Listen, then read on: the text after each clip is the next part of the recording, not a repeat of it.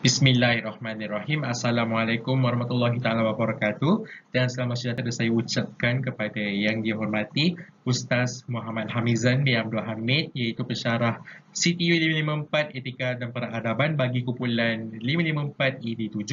Saya Azim bin Arifin bersama ahli kumpulan saya Tengku Nur Afrus binti Tengku Yunus dan Zulfa Nazifah binti Azhar akan membentangkan kitab kerja kami yang bertajuk Agama sebagai Asas Pandangan Alam dan Akhlak.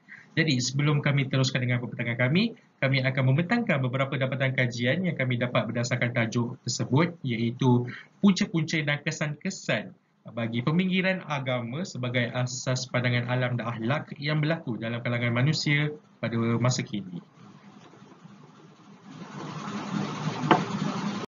Antara punca-punca peminggiran agama sebagai asas pandangan alam dan akhlak adalah pembentukan dan pengaruh fahaman-fahaman ataupun ideologi-ideologi yang diwujudkan dari dunia barat seperti atheism, liberalism dan sekularism dan lain-lain yang mampu menyesatkan umat manusia pada masa kini untuk melakukan segala hak kebebasan mereka yang bertentangan dengan tuntutan agama.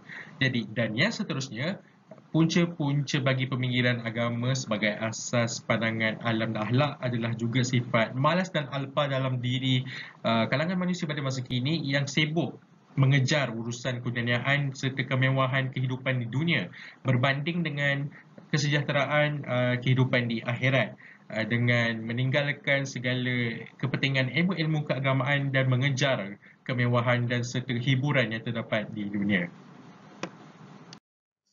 Terima kasih Azim. Saya Tengku Nur Afrus akan meneruskan lagi punca peminggiran agama sebagai asas pandangan alam dan akhlak.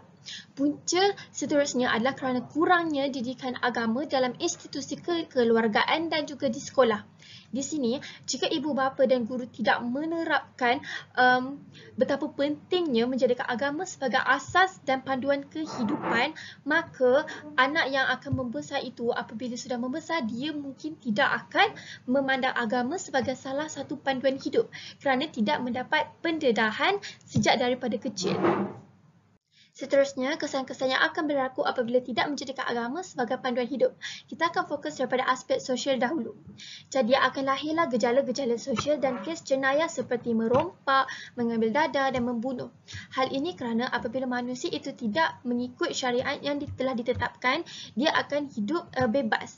Jadi, apabila mereka hidup bebas, mereka akan melakukan dan melanggar peraturan hukum-hukum Allah. Dan seterusnya, hidup akan seperti layar-layar yang terputus tali.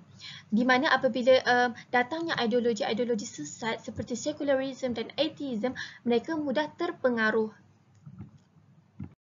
Terima kasih Yuyu di atas perbincangan itu tadi dan saya Zulfa Nazifah binti Azhar akan meneruskan perbincangan ini dari sudut ekonomi dan negara. Apabila kita berbicara mengenai kesan yang akan berlaku ke atas ekonomi, apa yang akan berlaku ialah peratusan aktiviti riba dan sistem kapitalisme akan mulai tumbuh yang akan menyebabkan efek kepada negara secara tidak langsung. Apa yang akan berlaku ialah apabila rakyat mulai tidak mengambil kira pandangan agama dalam sesuatu perkara, mereka akan mengetepikan akhlak dan mereka akan mengejar keuntungan semata-mata. Dan ini akan menyebabkan mereka untuk tidak berfikir kepada apa yang akan berlaku terhadap perkara di sekeliling mereka.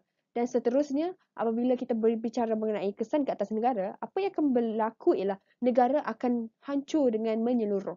Ini adalah kerana apabila dari segi aspek sosialnya telah hancur dan ekonominya telah hancur, rakyat akan mulai untuk hidup dalam keadaan yang tidak harmoni dan tenteram. Ini akan menyebabkan mereka untuk berada dalam keadaan yang kacau bilau.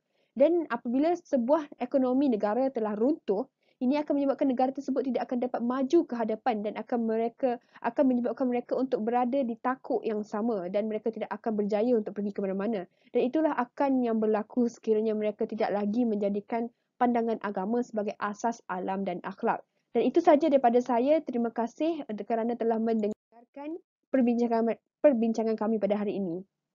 Terima kasih.